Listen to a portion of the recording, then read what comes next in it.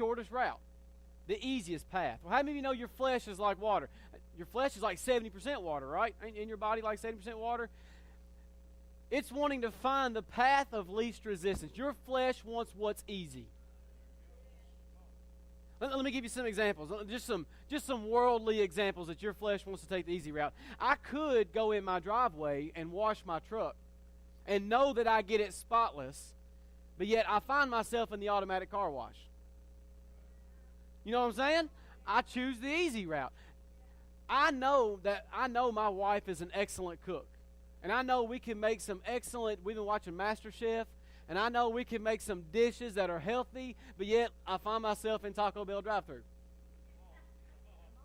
Why? Because we like the path that's easy. It's easier. It's easier to go Taco Bell. You ain't got to cook it. When you clean up, everything fits right back in the same bag it came in. It's perfect, right? But the flesh wants to take the easy route. And I want to show you something. I just got a couple verses this morning. We're going to be in Exodus chapter 13.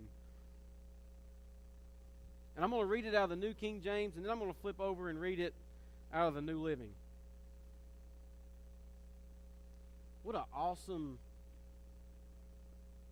title for a version of a Bible, right? The New Living. Isn't that awesome? It strikes me as. They got that one right. All right, Exodus chapter 13. We're going to start in verse 17. Exodus 13:17 says this.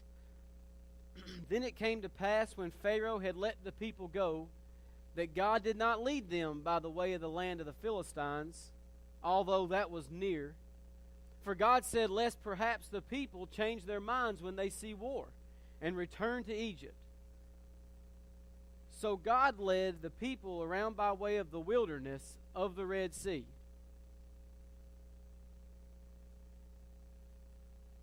So God led the people around by way of the wilderness of the Red Sea, and the children of Israel went up in orderly ranks out of the land of Egypt. Now I'm going to read this out of the New Living. It says, when Pharaoh finally let the people go, God did not lead them along the main road that runs through Palestine territory, even though that was the shortest route to the Promised Land. God said if the people are faced with a battle, they might change their minds and return to Egypt. So God led them in a roundabout way through the wilderness toward the Red Sea. Thus the Israelites left Egypt like an army ready for battle. We got several places that we're going to go with this. But, okay, so there's two routes coming out of Ramses. And Ramses was what the name of the city was, where the Israelites was kept in. And here's the first route that was mentioned. Can y'all see that blue, purple line at the top? So there's Ramses there. And up at the top is the Promised Land. Look how easy that looks. Just a straight road. Did you know there's actually even a road already made? They called it a caravan road. I'm not sure what that is, but I'm pretty sure that only Jamie and Penny could drive on it. Because they have caravans, in case you didn't get that. Dodge Caravans. That was for you. Look how easy it is. There was already a road made there. It was a short distance. There was cities around. I don't know if you can see it or not, but there's little small rivers and little small lakes there where they could have water and food would be accessible. And it just seems like the best route. Like I could take the interstate and get to where I want to go really, really fast, or I could take the back roads, get lost a couple times, and then try to find my way back. Okay. Doing some research, I found this. This caravan road that went from Canaan into Ramses would have been the very road that the children of Jacob would have used to go to Joseph to buy food. Think about what got the children of Israel in Egypt in the first place. The famine. So the children of Israel, which is Jacob, left Canaan, come to Egypt to buy food. This is the road they would have traveled. This is the path they would have taken. Maybe they're the ones that beat the path, beat the road into the ground. But it says that God did not lead them by the way of the Philistines. He didn't lead him the easy route. Looks like Ezra just kind of scribbled on the map there, don't it?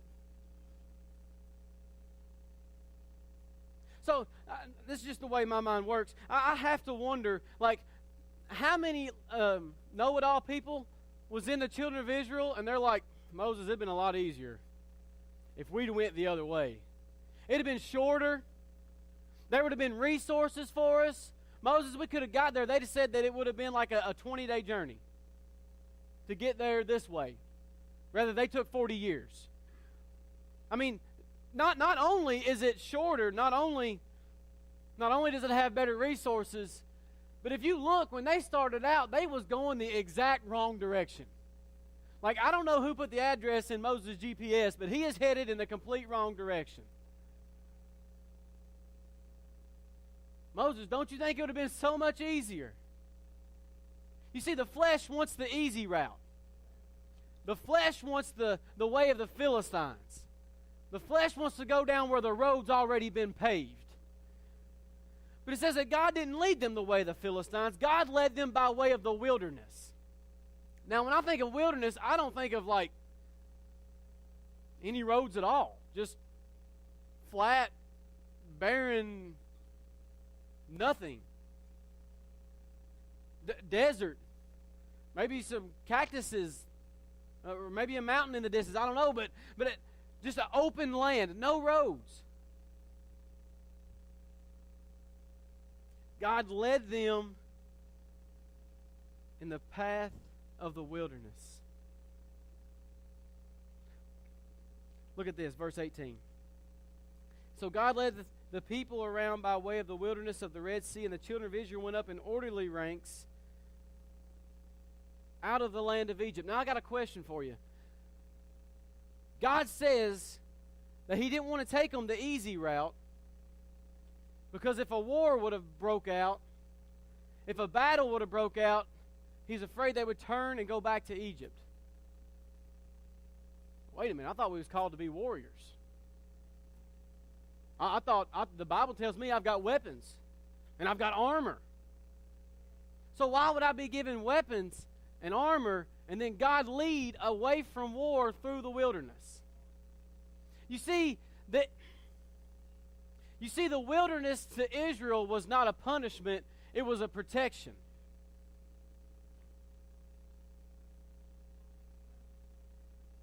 Am I in somebody's way? Look at that. I promise we didn't talk. The wilderness was not Israel's punishment. It was their protection. It was God saying, I'm fixing to take you through a process. A process. Why? Why did Israel need a process? Because Israel had been in bondage for so long. That's literally all they knew. All they knew was bondage. All they knew was making bricks, getting whipped with whips, serving the Egyptians. All they knew was serving somebody who was less than what they should have been serving.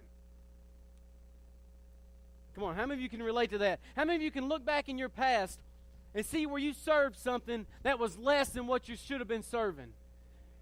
And then now all of a sudden you're granted freedom. It says after Pharaoh had let them go. Come on, I believe this is talking about after salvation, after you have been set free, you've got two choices. I can take the easy road that looks good, and I can take the road that somebody else has already beaten down for me, or I can be led by the Spirit into the wilderness.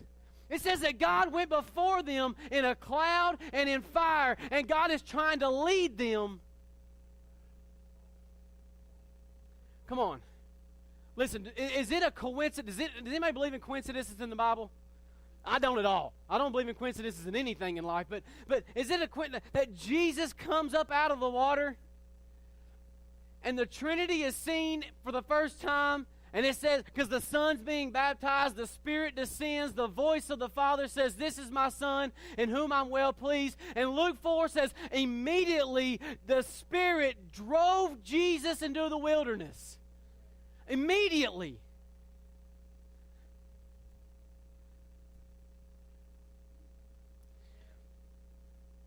The profession was made by Abba Father.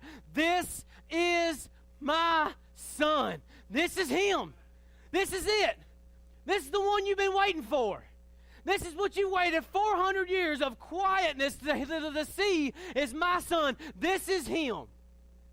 And directly, immediately, the Spirit led Him into the wilderness. Why? Because there's a process. There's a process.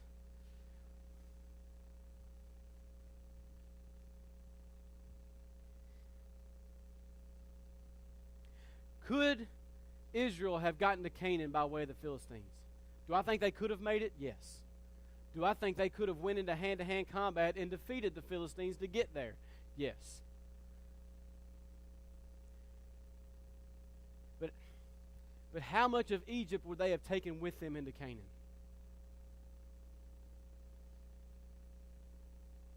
Come on, what was the process of the wilderness for? To cut away Egypt. If you read, if you read on over, and we hear all the times about every time something bad would come up, and we're going to get back to this in a minute, but every time something bad would come up, that Israel was always coming up with like, why didn't you just let us die in Egypt? We had melons and cucumbers and stuff. I don't remember what the other one was. And we had all these things in Egypt. And you let us out here into the wilderness. I mean, as soon as they come out, they're faced with the sea. And when they begin to see Egypt marching behind them, what do they say? Oh, was there not enough graves in Egypt? You had to bring us out here? But there's something in there that I'm really wanting to get to, that I really want you, and we mentioned it one day last week. I don't remember when it was, but it says that whenever Israel was on the banks of the Red Sea and Egypt was marching up, it says that a cloud came from God and separated the two. But look carefully at what it says. I'm going to have to read it. Give me just a second. I have it underlined.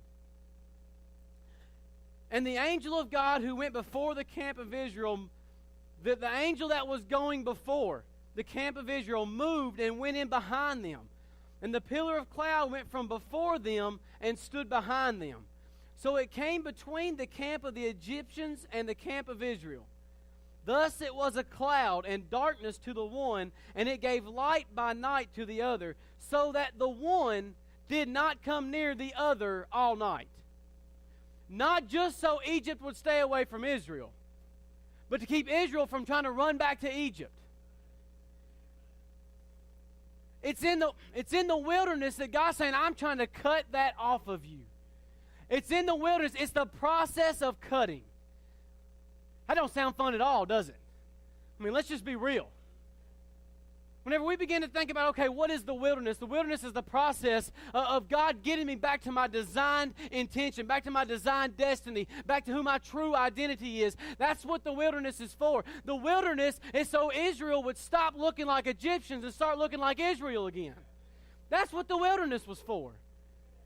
So how many of you can... The Bible says, whom the Son of God has set free is free indeed. Now, how many times have we looked in our life, and after we've been set free, we still resemble the thing we were set free from?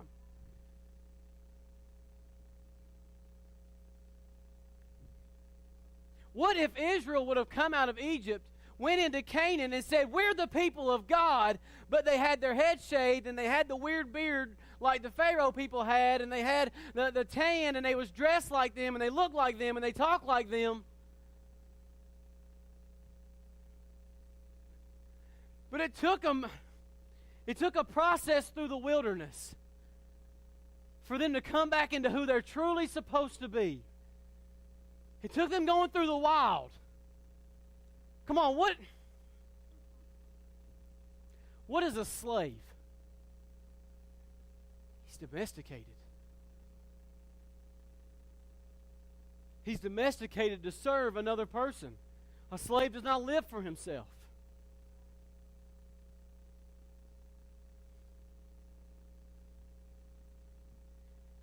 Israel was slaves in Egypt. They had been domesticated. And God's saying, the only way I can completely break you of that is to train you, to retrain you, to change the way you think, to change the way you look at yourself, to change the way you handle things. And the only way I'm going to be able to do that is to walk you through the wilderness, to lead you through the wilderness, through a time of cutting, through a process of when it is not fun. It is not always fun. Come on. How many of you know that when you get to that moment in the wilderness, how many of you think that this actually, I believe this with all my heart, this actually happened. The first time that they come and they didn't have any food and they was waiting for the manna, I bet some smart aleck stood up and said, if we'd went the way of the Philistines, we'd have had some food.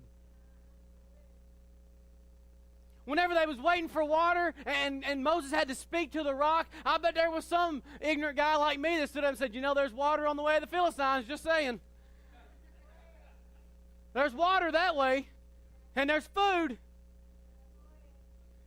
And there's camels. We wouldn't even be walking right now. We could all be riding. Come on, the flesh wants the easy way. Come on, whenever Spirit begins to lead in that moment, and whenever Spirit begins to say, I'm going to cut this off of you, and anytime, how many of you ever had a surgery? Anytime there's surgery, there's some pain involved. And he's saying, I'm wanting to cut this off of you. The flesh is wanting to go, how many of you ever heard that saying, buck the system? Come on, what was it that the Lord told Saul on the road to Damascus? It's hard to kick against the pricks. He just kept trying to buck it. The flesh is desiring the way of the Philistines. Do you get what I'm saying when I'm saying that? I don't want to confuse anybody. But the flesh is saying, I want the easy way. It was easier when I just sit in my seat. It was easier when I played church on Sunday and I got to be whatever I wanted to be Monday through Saturday. It was easier. It was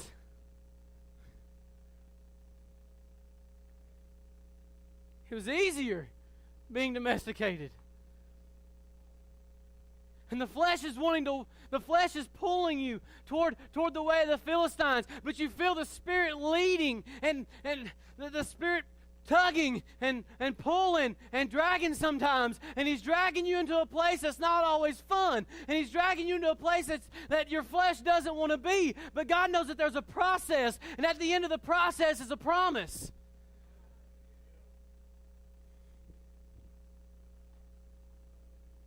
Listen.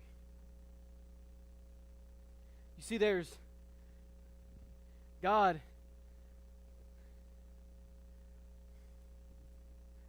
took Israel away from the Philistines because He did not want them in hand-to-hand combat, but do not think for a second that Israel was without war.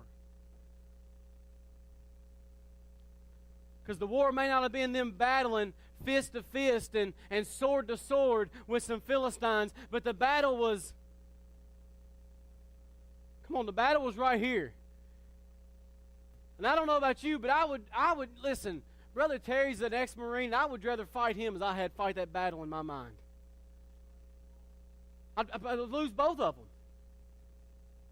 I would rather somebody beat the tar out of me than me to have that war going on inside of when I feel Spirit leading one way, but flesh is screaming to go another.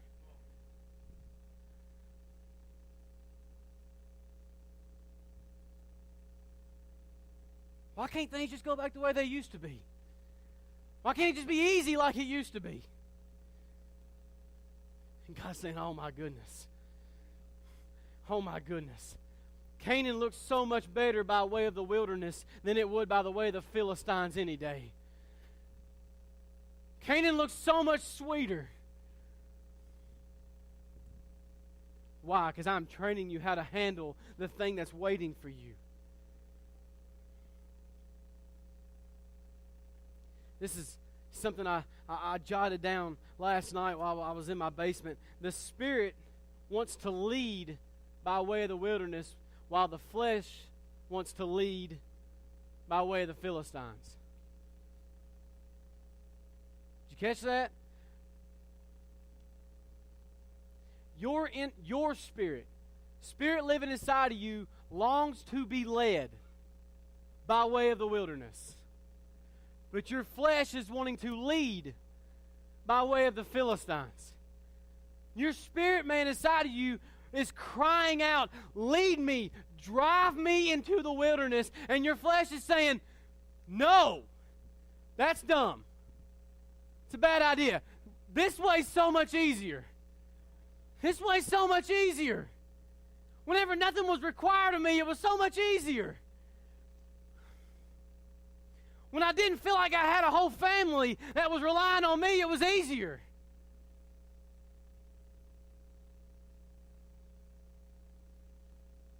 Come on, brother. Brother Josh got into this morning about quenching the Spirit. And that word quench can be translated to suffocate. And the word Spirit means the breath of God. So to quench the Spirit is to suffocate the breath of God. Now, when you begin to look at that on your life, it's easier when I didn't recognize the Spirit. It was easier the other way.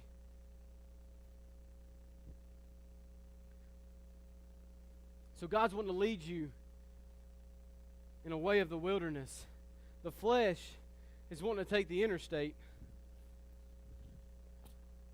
Galatians chapter 5, starting in verse 16. And we may just read one verse. I may not put that up there. It says, I say then, walk in the Spirit, and you shall not fulfill the lust of the flesh. For the flesh lusts against the Spirit, and the Spirit against the flesh, and these are contrary to one another, so that you do not do the things that you wish, but if you are led by the Spirit, you are not under the law. So this is Paul writing to the church in Galatia. And he's saying, listen, your spirit is warring against your flesh, and your flesh is warring against your spirit, and they're contrary to one another. So how do we get there? Because we've been doing this thing on Sunday nights about changing the way we think and renewing our mind. And yeah, I get it. I see the need. But what's the how? Anybody ever wondered that? I get the need. I understand that I need to change the way I think. But how do I get there? I believe Paul gave us the answer in the first couple words of verse 16, I'm sorry. Walk in the Spirit. Because he says, it starts off, Paul starts with a command, and it's followed with a promise. Walk in the Spirit, that's the command. And you shall not fulfill the lust of the flesh, that's the promise. When you walk, now that word walk is kind of a funny word in the Greek. And it's peripateo. And it's figuratively to live or be occupied with. You see, that's why Paul always speaks of your life being a journey and running the race and all these things. Because that word for walk means to live out your journey. And the word Spirit there, here's your review, is the word pneuma. And it's spelled P-N-E-U-M-A. It's where you get the word like pneumonia. It's spelled the same in the front because it has to do with breath, lungs. It's a blast of breath. It's a blast of air. So he's saying, how do I get to the point to where I can shut up the flesh from wanting to go the easy route and follow the Spirit going in the way of the wilderness? It's by living in the breath of God.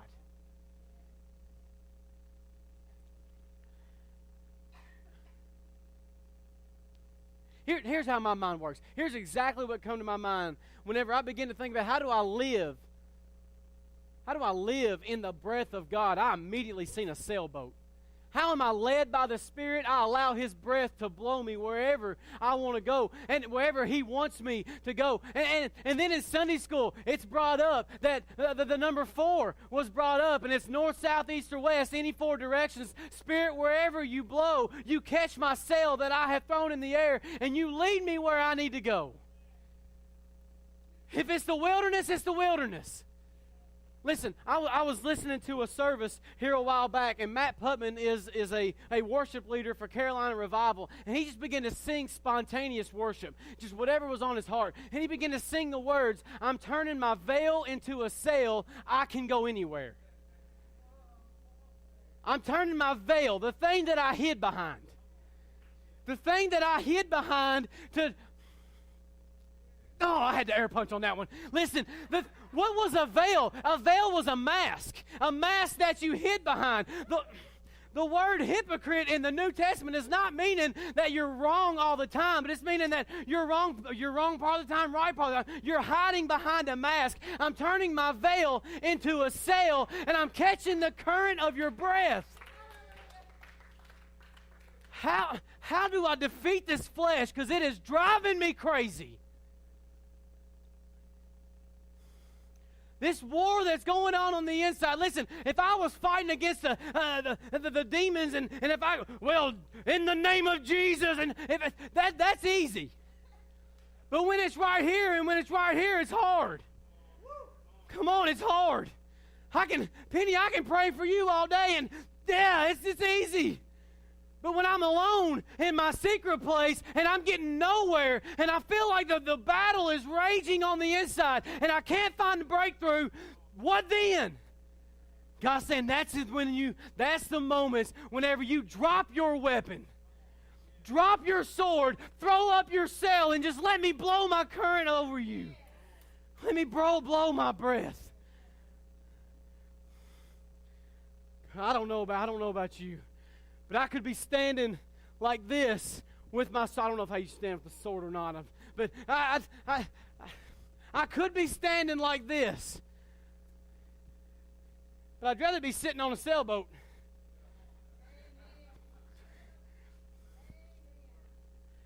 I could be fighting tooth and nail, moment after moment. God, why am I here? Why did I come this way? Why couldn't I went the easy route? God, when is this going to be over? Or I can just sit and throw my sail up. Paul says, walk in the Spirit.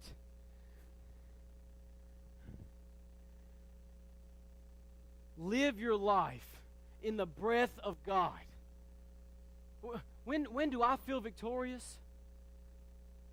When do I feel like that I'm finally getting it right? Whenever I allow the breath of God to blow on my marriage, and I allow the breath of God to blow on my parenting, and I allow the breath of God to blow in my job, and I allow the breath of God to blow in my finances, and I allow His breath to blow in my everyday decisions and what we're going to eat tonight. Everything you do in life, He's blowing His breath on. He's saying all you got to do is throw your sail up. Anybody know who Jim Rome is? He is a motivational speaker. He made millions and millions off network marketing. And he put out all these CDs to tell everybody how to get rich. And he was actually a Christian. He was a Christian man. And in one of his CDs, he makes this statement. He says, the same wind blows on us all. It's not the blowing of the wind. It's the setting of the sail. The same wind blows on us all. It's our choice what we do with it. We can either let it run us aground and shipwreck us and seeming like it's everything falling apart, but being in the design and the will of God. Or we can let it just pass by. Come on, we have been granted permission this morning. Not just this morning.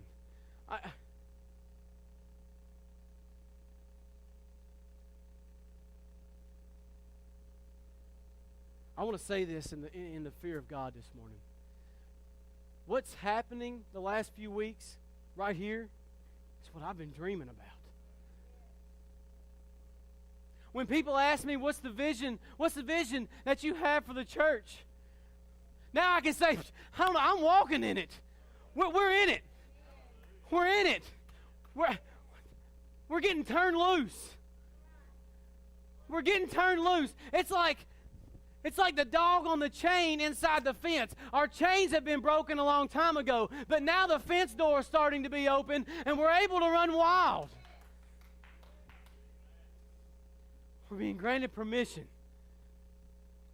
And you know what the amazing thing is about being granted permission to live a wild life in the wilderness? There is nothing expected of you. Billy told you a story about animals in the zoo just standing there not doing anything because they was domesticated. And he talked about the feeling that give him.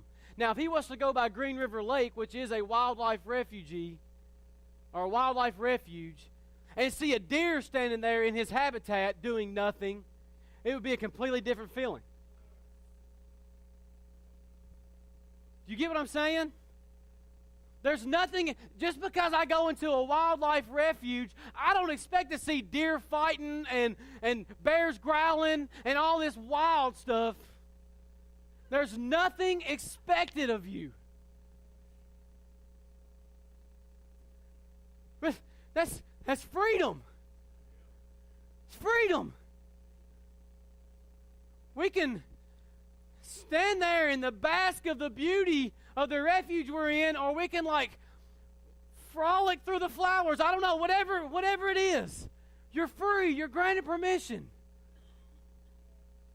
But the wilderness is necessary. Come on. Whenever you get in those times, listen, if you want to go ahead and come get us a song, we'll keep it short this morning. Whenever you get in those times when the war is raging, and you feel that time inside of you when flesh is pulling one way and spirit is pulling another. Listen, I challenge you wherever you're at. Maybe not both hands if you're driving, but wherever you're at, throw your hands in the air and say, God, I'm setting my sail. I'm setting my sail. What would be the best thing for God's people to do? You know what the best thing for me to do in my life is to let go of the rudder and throw my sail in the air. Quit trying to guide it myself. Let go. Is it the stern? Is that what they call it? The wheel. We'll call it the wheel. Listen, let go of the wheel and throw your sail in the air. I am no longer trying to drive it myself, but I'm being wind-driven. Come on, something. We was talking about this at work the other day. So listen, my prayer, I want to be pneumatic. Powered by air. Wind-driven. Come on, we are being granted permission. You know how freeing that is? You know how freeing that is to know that not only is the wall torn down, but now we're granted access to go beyond that boundary that was there for so many years? I'm granted permission.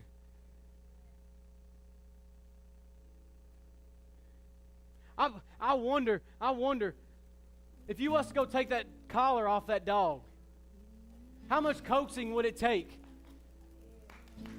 to get him to finally cross that line? I feel like Yahweh's been, come on. He may even, pulled out the big guns and got like a piece of bologna. Come on. He's been coaxing you. Listen, the boundary has been broken. The boundary's broken. You're granted permission to run. To run. So whatever you need this morning, you're granted permission.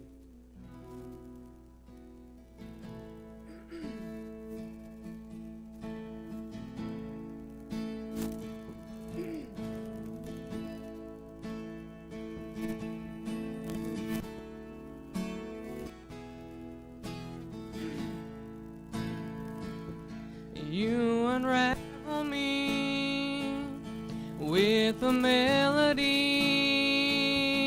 You surround me with a song of deliverance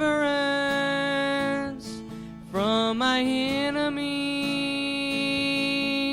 till all my fears are gone.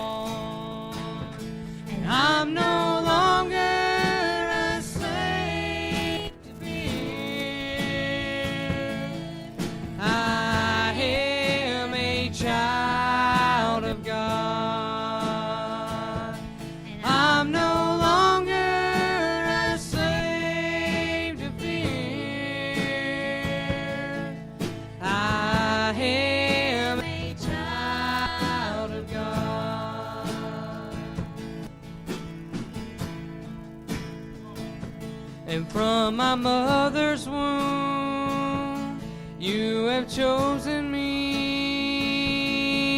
Your love has called my name, and I've been born again into your family. Your blood flows through my veins. I'm no longer a slave to fear. I am a child of God. I'm no longer a slave to fear. I am a child of God. I am surrounded by the arms of the Father. I am surrounded by songs of deliverance. We've been liberated from our bondage,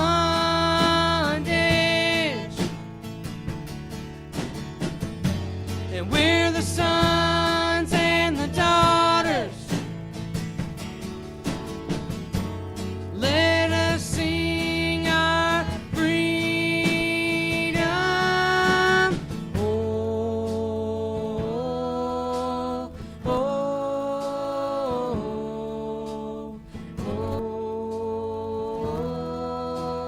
oh,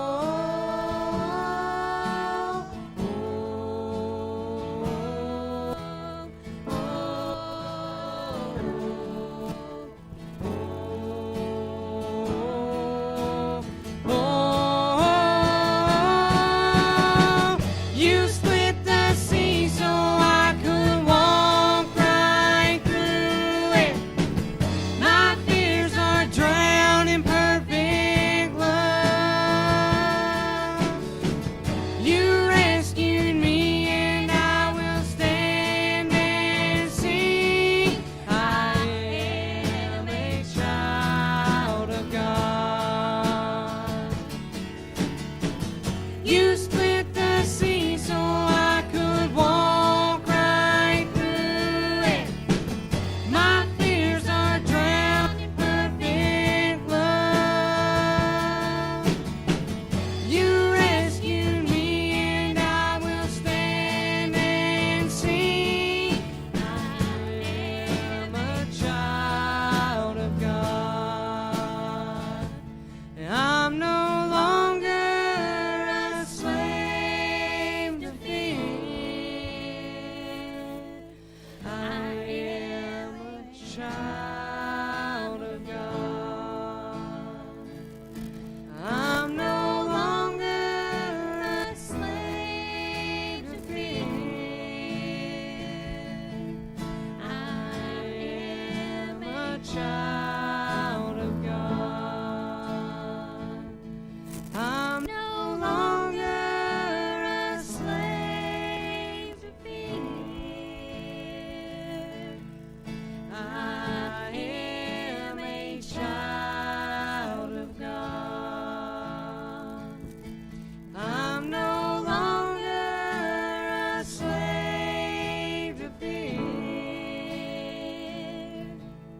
I am a child of God. Really liking this 'cause I don't have to preach anymore. I can just release the word of the Lord and that's it. Do you know if you took the lion out of the zoo and you put him in the wild, do you know that lion won't survive? It doesn't know how to hunt, doesn't know how to protect itself. So what do? You integrate it back into the wilderness, through the wild, through a process. You teach it. So Israel couldn't go straight to the promised land because they had to be integrated back into. Anybody ever seen the movie Open Season? All three of them? Me too. So what's the bear's name? You've seen all three of them. What's the bear's name? Boog. So Boog gets dropped off out in the wilderness. He's a wild bear, but he lives off candy bars and fish crackers. He can't survive. But once he went through the process of getting integrated back in, he didn't want to go back to being a tamed bear that was put on a stage anymore. He wanted to live in the wild where he was supposed to live. There was one more movie. This is like an iconic movie. You remember Happy Feet? You remember when he got caught and he got put into the zoo and he was beating his face against the glass? Come on, I'm going to go somewhere with this. You get with me. Remember that? He's slamming into the glass. He's swimming and he's trying to get out. It's a wild penguin that gets put into captivity. It's what we do to our children. When we tell them to sit down and be quiet. You can't speak that. You can't do that. We don't do that in church. I'm glad I'm in a house that lets our children run wild. Come on, we don't let them go crazy and be disrespectful. We just let them run wild in Jesus. Because here's what happened. You remember after he was in there so long and they showed the picture of the penguins and they're standing there like this. And they're waiting for the fish to start coming over the wall.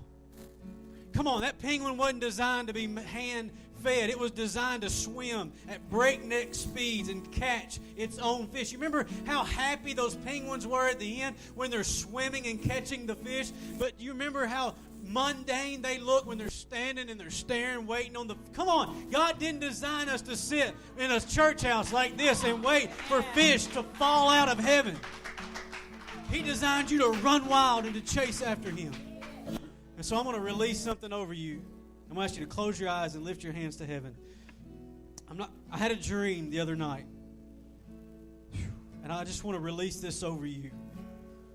I had a dream. I'm not going to go into the depths of this dream, but I was in a setting and the presence of God was so heavy on me that I could not lift my body. That I was literally quaking under the power of the presence of God. And a man walks up, the very distinct man that I'm not going to share even who it was. Not from even around here. He walks up to me and he lays hands on me as I'm just quaking under the power of God. And I would have expected him to begin to praying in tongues and praying in the Spirit and just releasing word over me. In that moment, I was having my deepest encounter. Here's what he said. He laid his hands on me and he said, "Yeah, go for it." He said, "Yeah, go for it." And so I want to release over you, go for it. Just go for it. It might be the wilderness. It might look funny. It might look different. Just go for it. I can't explain it. I can't put it all down on paper. There's no map. Come on, He doesn't give us a map. He gives us a compass. There was no road in the wilderness for a purpose.